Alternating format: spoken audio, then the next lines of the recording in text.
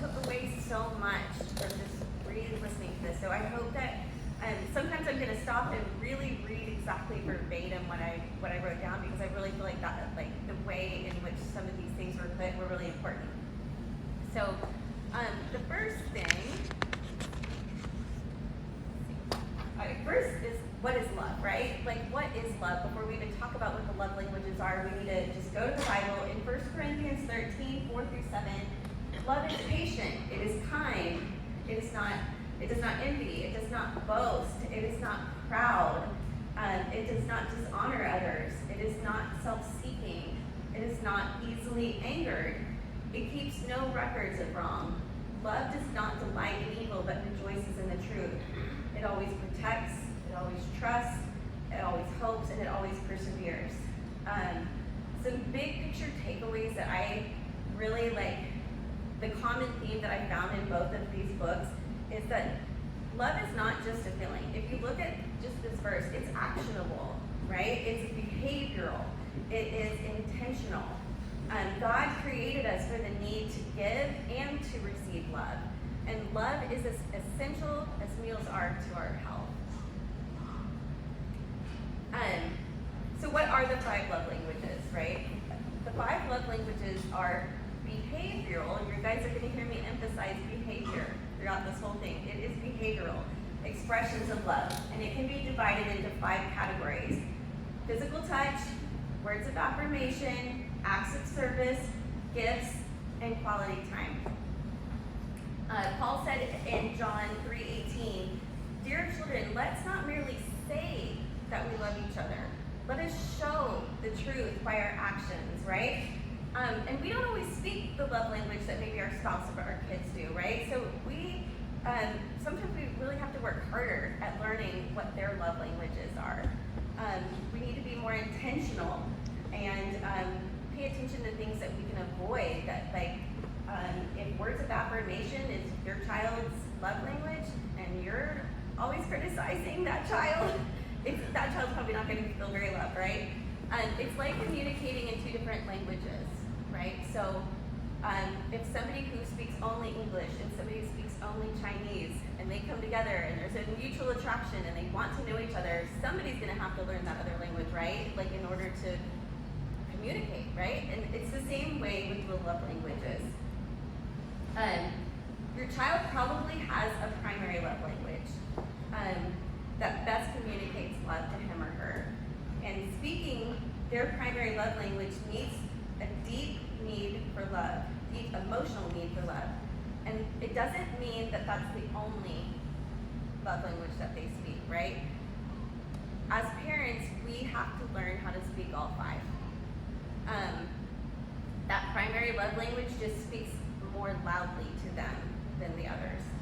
And you can literally ask your child when they're a little bit older, because if your child's under the age of 5, which every person in this room, we have a child under the age of 5, otherwise we wouldn't be here, you're probably not going to know their primary love language just yet.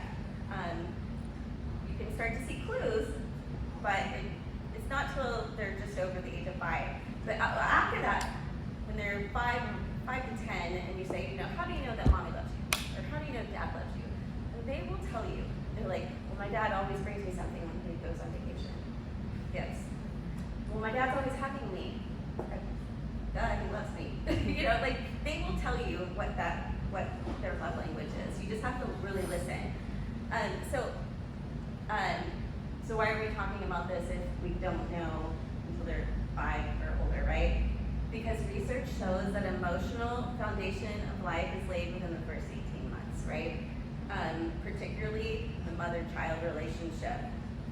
It's crucial that we use kind words, that we are physically engaged with our child.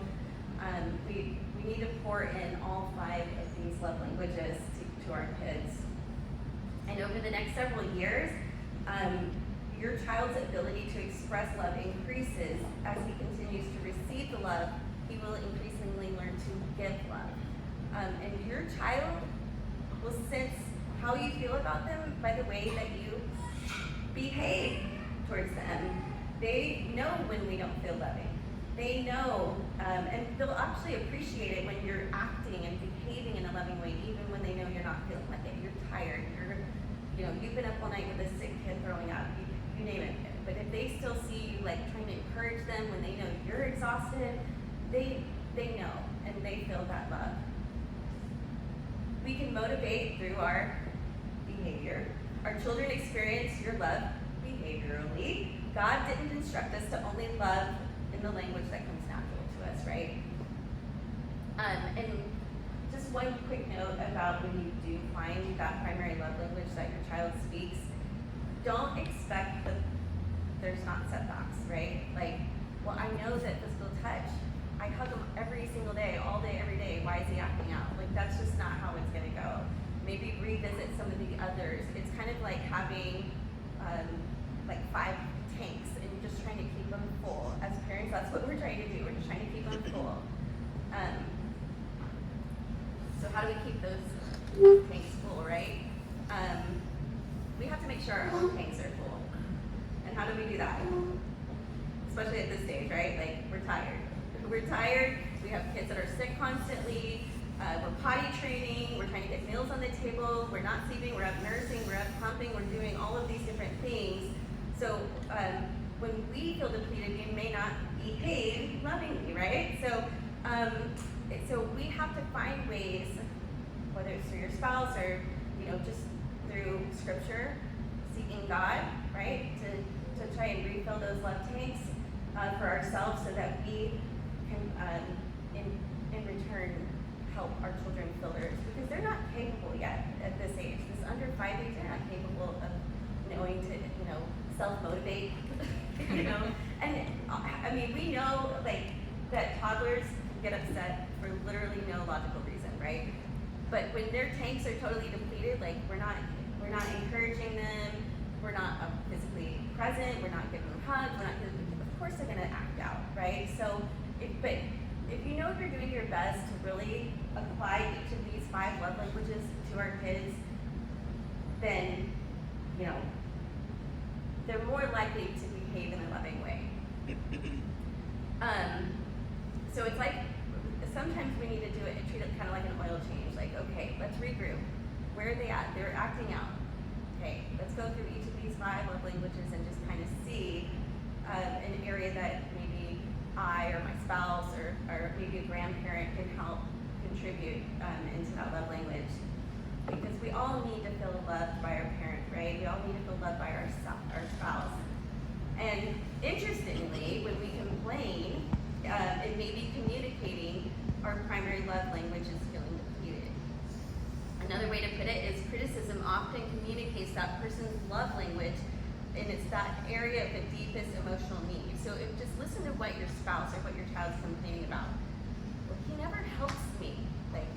Why doesn't my dad ever hug me? Or why doesn't he ever include me when he goes to play golf? Or why doesn't my mom ever tell me I'm doing a great job when I'm always helping pick up around the house? You're hearing through that complaint what they need back from you, right? Loving motives plays a huge role in this. Receiving the behavior you want doesn't mean much if it feels forced or if it's done in resentment, right? So if you're doing these things, even if you're exhausted and you're trying, they know, right? Discipline when the tanks are filled. 2 key words for disciplining, which is not always easy, but being pleasant and firm, at least at first, right? At least at first. This will give a resilient safety net for the kids. And so we just drove back from Colorado over this weekend, right? And my husband and I were re-listening to some of this part of the child love language, and we thought that these key things to remember about kids were really important. Number 1, they are children. They will act like children, right? Much childish behavior is unpleasant, okay? If I do my part as a parent, I went a little bit far, hang on a second, let me go back up. If I do my part as a parent and love them despite their childish behavior, they will mature and give up their childish ways. If I love them only when they please me, which is conditional love, they will not feel genuinely loved. This will damage their self-image, make them feel insecure, and their development is as much my responsibility as it is theirs. If I love them only when they meet my requirements or expectations, they will feel incompetent and believe it's pointless to do their best because it never feels like it's enough. They will feel plagued by insecurity and anxiety. If I love them unconditionally, they will feel comfortable about themselves and be able to control their anxieties and behavior as they grow into adulthood. So let's start with the first love language. One thing that I thought was interesting, like I said, I read both those books again. Physical touch is listed first in the kids' book. It's listed last in the romantic one. Okay, I thought that was pretty interesting, and I'll give a quick thought about that at the very end of this slide. But a couple of interesting study highlights. One that we probably already know in this room is that babies who are loved and held and kissed develop a healthier emotional life than those who are left unheld for long periods of time, right? Studies show that parents only touch their children when necessary. Boys and girls both need physical attention, but young boys tend to receive less, right? And it doesn't have to be hugs and kisses. If your child is not comfortable with that hug and kiss, high fives, bumps, pat on the back, those kind of things. To a child whose primary love language is physical touch, the physical connection communicates love and care to them more deeply than any of the other languages. And this is actually the easiest love language to use unconditionally, even if that's not our primary love language. Because as parents, we don't need a special occasion or an excuse to make physical contact with our kids. We don't need an excuse to go to our child and give them a hug or a kiss or a high five or hey, how was your day, that kind of thing. We have almost constant opportunities to do that physical touch with our children. In this stage of motherhood, the ones that we're in right now, we might feel overtouched, right? I'm like, if one more child touches me, I get it, okay? My husband's like, how are they in here? I'm like, they follow me. They're magnetically, they touch me, and they all sit on top of me. And so I get it. It's hard. And I'm a hugger, guys. I'm a hugger. And sometimes I'm like, please don't touch me. Okay? But I have a child, one of my children, physical touch is his love language. And this child is built like a tiny horse, okay? He's strong and he is heavy, okay? He likes to sit right on top of me and he just and I'm just like smashed but that's what he needs, and even if it's somebody like a grandparent that he doesn't see very often, you see him slowly kind of reach over and just kind of put his hand on their lap and stuff. And that's his way. He's not going to tell them, hey, I love being around you. That's his love language. So I have to hey mom, that's his way of showing that he really likes you. And so you have to really pay attention to that. But it also sometimes comes with boundaries, right? My daughter smacks him in the face every time he gets right up in her grill. But he wants to touch her. That's his love language, but she doesn't like it, So he has to find other ways, give her a piggyback ride, do other things that she feels comfortable with, right? So again, while we might feel overtouched, we still need to be mindful and intentional if that is your child's primary love language. Acts of physical touch can bring a sense of security and belonging in your relationship with them. It's also important for grandparents and other important people within the sphere of influence, those that you feel safe and comfortable with, to touch your child. Not touch inappropriately, like a hug, side hug. That's a family conversation. I'm not trying to bring up some sensitive issues from I know we all have different backgrounds, but whatever you're comfortable with within your family, let that grandparent give that child a hug if that's what that child needs, right? In Hebrews, the Hebrews that were living in Palestine brought their children to Jesus to have him touch them. And the disciples like shooed them away and said, like, he's too busy for that. He's got important things to do. And you know what Jesus said? He said, let the children come to me. Don't stop them. The kingdom of heaven belongs to those who are like these children. And then he placed his hand on their forehead and blessed them before he left town. So he was not too busy. Here's some, throughout the book, they have kind of a section where he talks about, like, here's what the children say. Like, if you were to ask him, how do you know your mom loves you? How do you know your dad loves you? I know my mom loves me because she hugs me all the time. Or I always got a kiss from my mom and a hug from my dad. Or my dad is always bumping me and wrestling me on the floor. Or my mom always kisses me, but not in front of my friends anymore. Like, I wish that my dad would hug me more. Or those are the things that when you hear that verbal expression, that's likely a cue that physical touch is one of their love languages. Some quick examples. I don't want to go through all the examples that I have listed. I'll send out the slides later if you want them, because there's some worksheets and discussion questions, so I don't want to give away all the reasons, but holding hands, snuggling, brushing their hair, holding hands during prayer, family prayer time around the table, those are just some easy ways to do it. Like I said, just a pat on the back, a high five, a bump, those are literally, can be that simple. Okay, words of affirmation. If you have a phone, if you have a pen, I want everybody to write this down 3 times. Words are important. Okay, say it, write it on your phone, text it to yourself, whatever it might be, okay? The word encourage means to instill courage. Words nurture. In communication, words are powerful. Words of affection and endearment, words of praise and encouragement, words that give positive guidance, all say that I care about you. Be simple and straightforward. Words of confidence are better motivators than nagging words. Be sincere.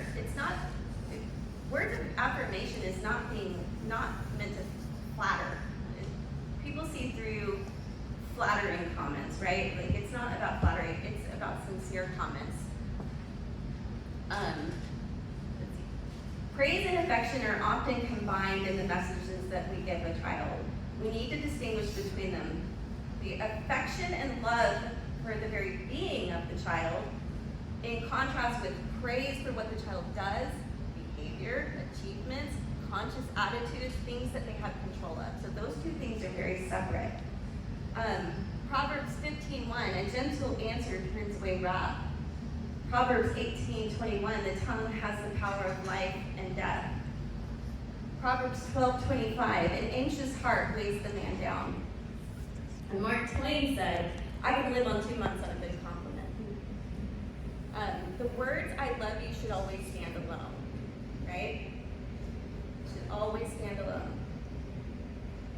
What can we do as parents? How can we better work on this as parents? One is, words of affirmation doesn't have to just be, I love you, okay? Words of encouragement are most effective when focused on a specific effort that your child is making, right?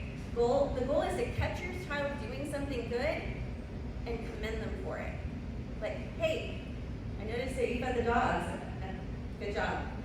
Instead of, oh, about time you did that, right? Like, there's a huge different message just in those two sentiments, right?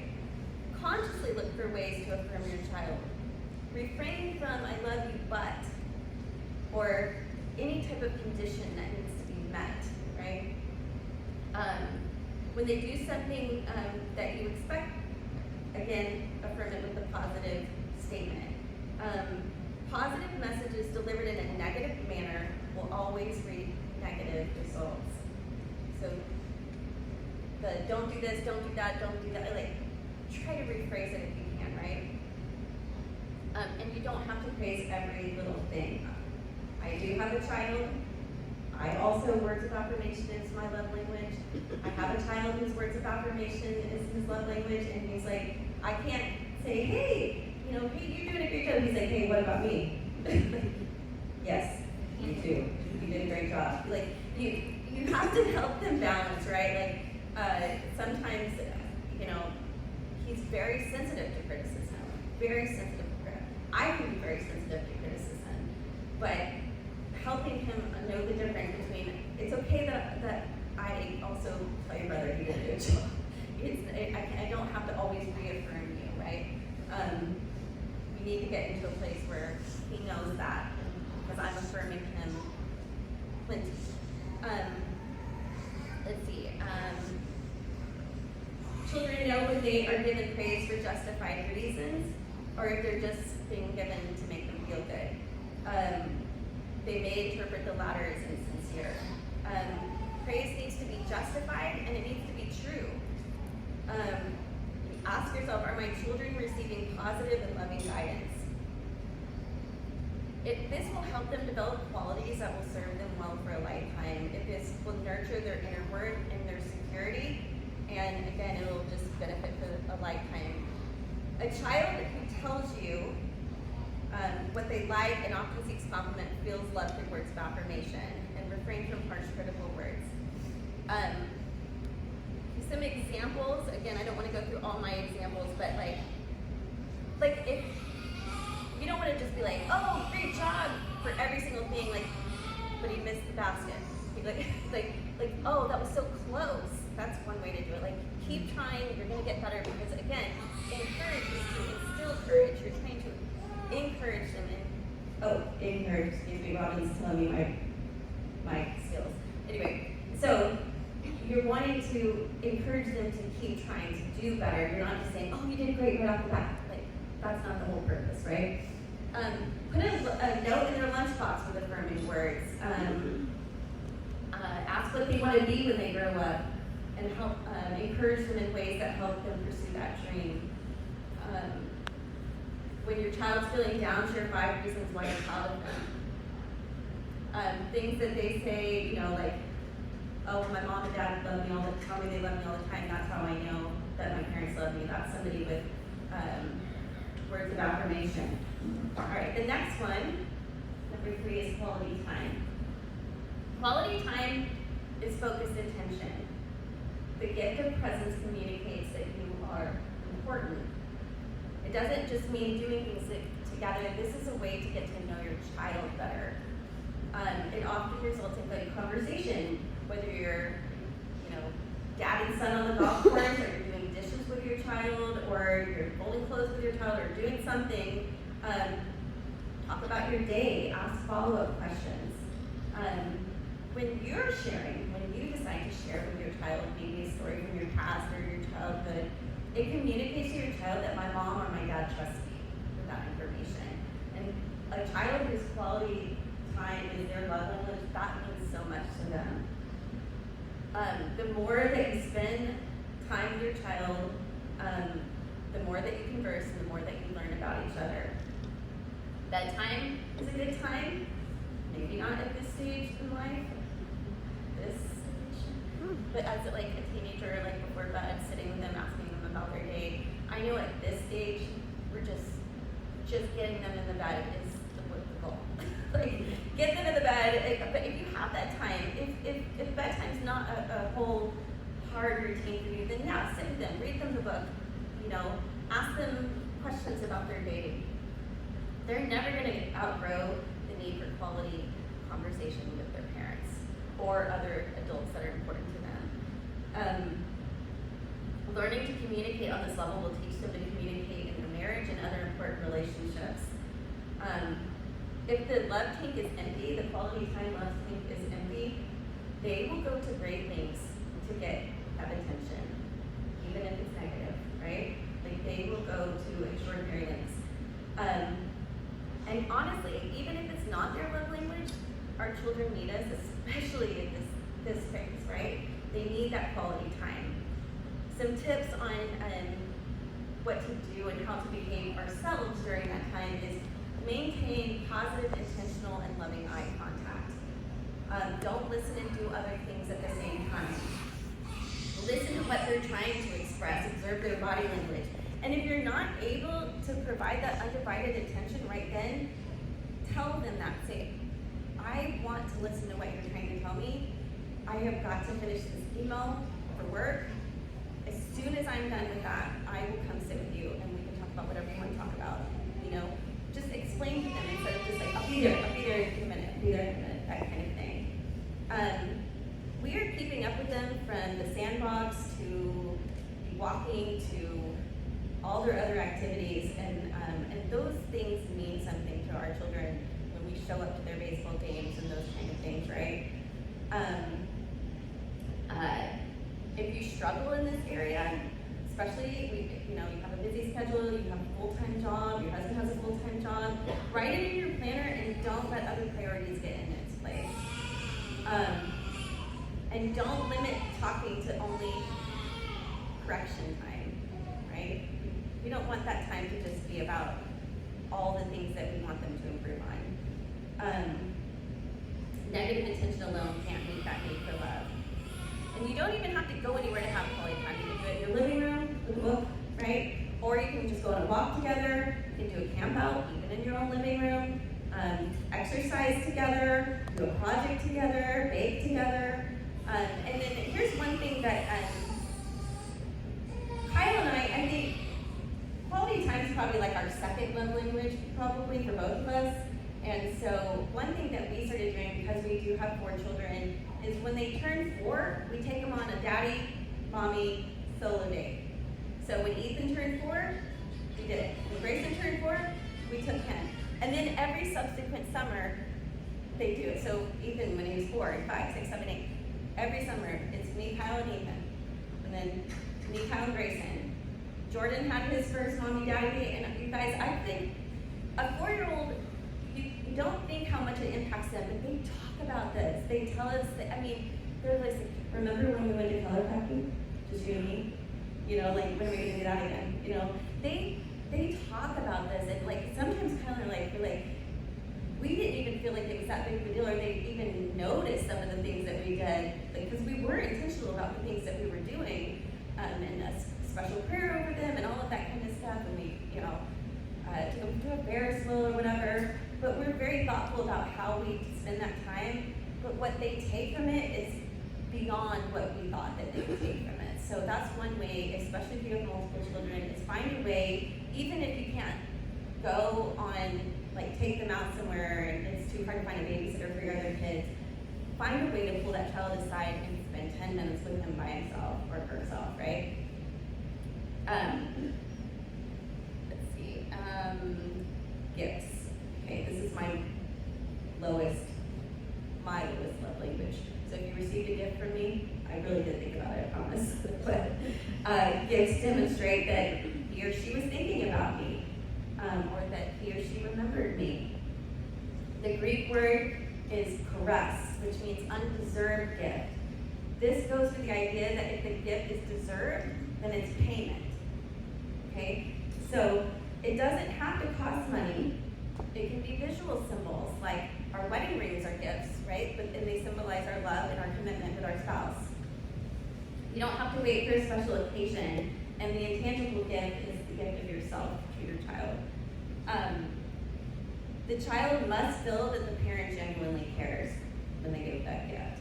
Other love languages must go along with gift giving. If the other tanks aren't full, it will be perceived as a not heartfelt gift for them. And it can be a confusing message, and it ignores the other emotional needs of the child.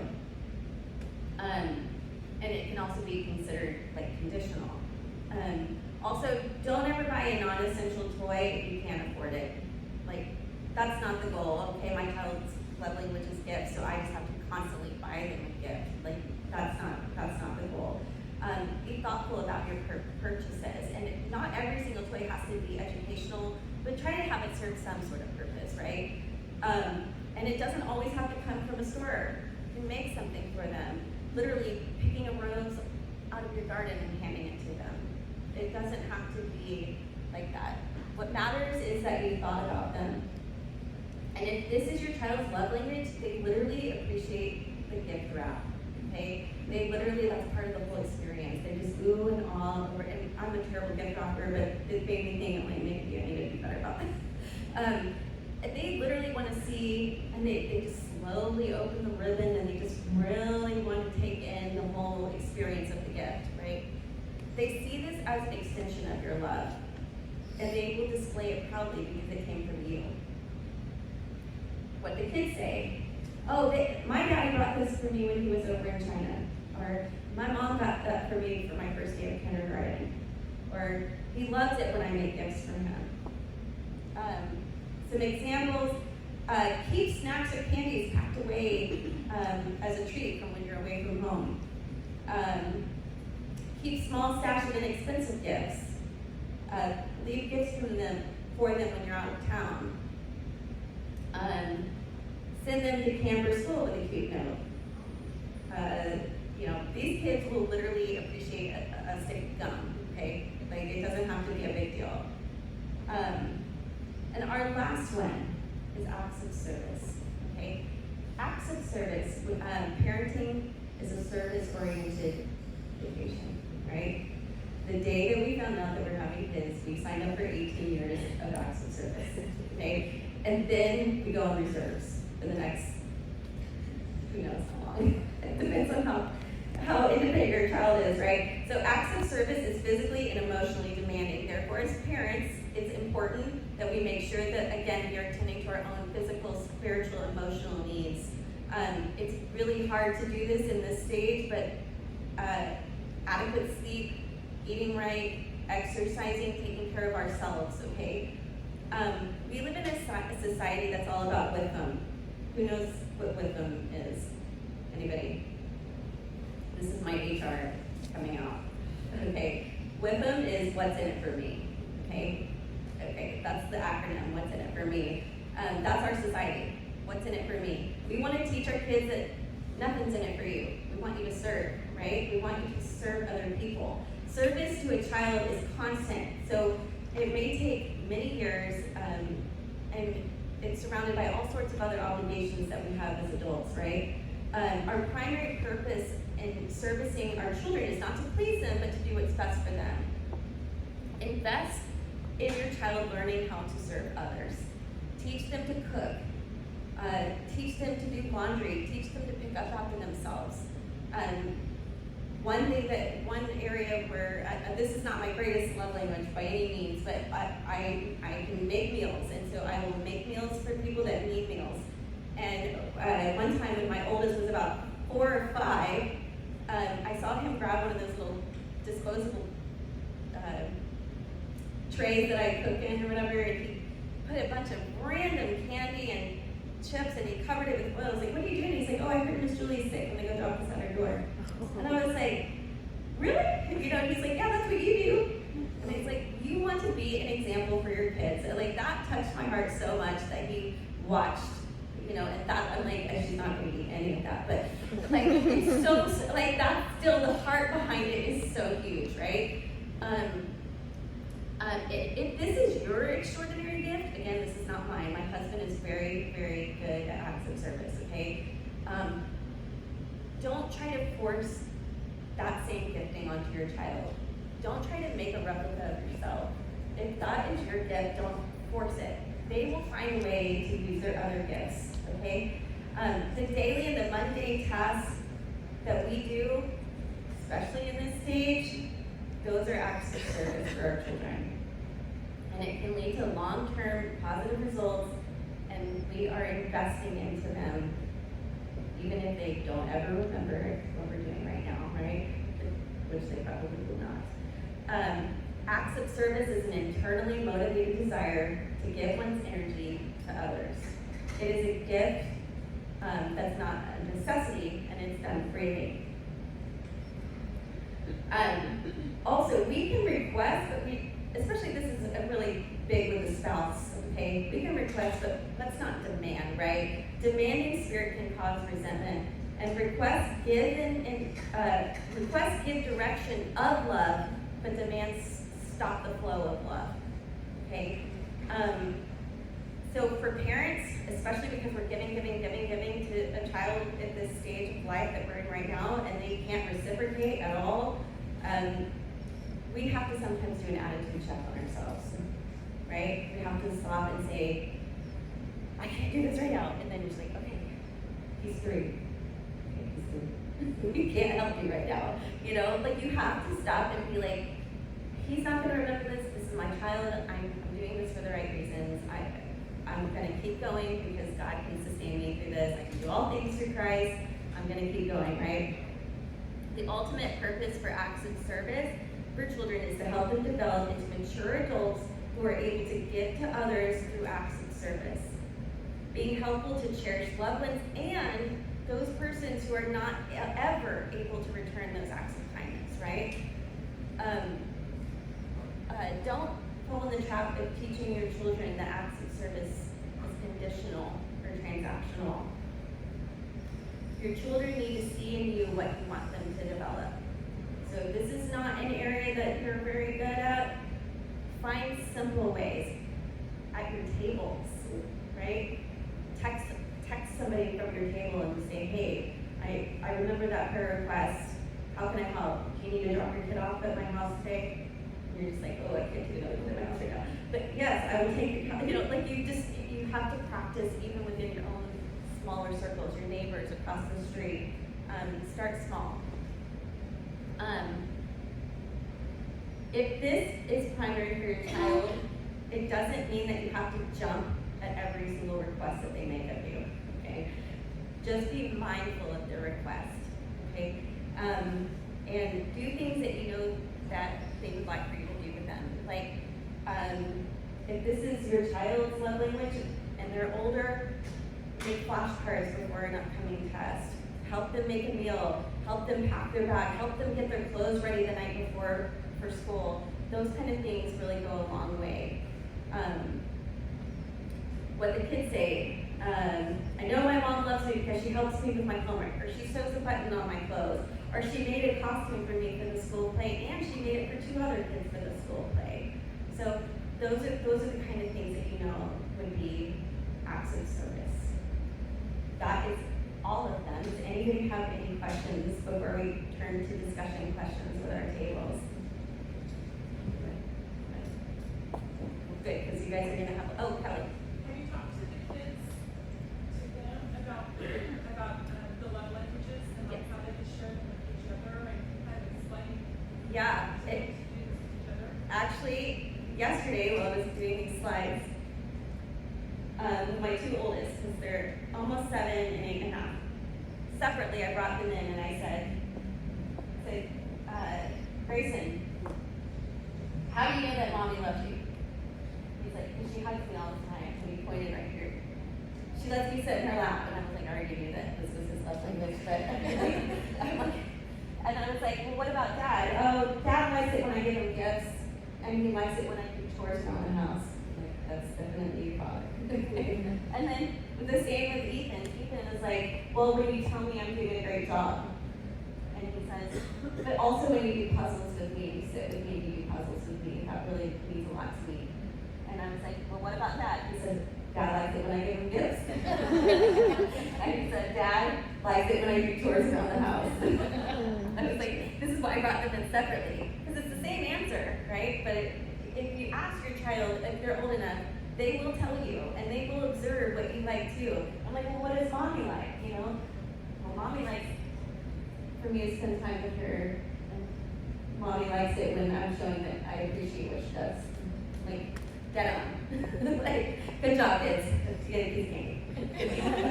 Yes. Anyway. Between each other. Yeah, between each other. So that's part of like, so we started going through it at supper. That's like my devotional time with my kids is during dinner, so that they're eating and listening and not talking. And I had to like really think about, because Grayson's like, Sienna, my daughter, she loves me the least of all the kids. And I was like, why do you think that? And he's like, she's always pushing me away. I'm like, well, you're right on top of her. like you gotta, so you have to coach them into boundaries, right? Of like, okay, well, she doesn't really like it when you talk right up in her face, but why don't you give her a piggyback ride?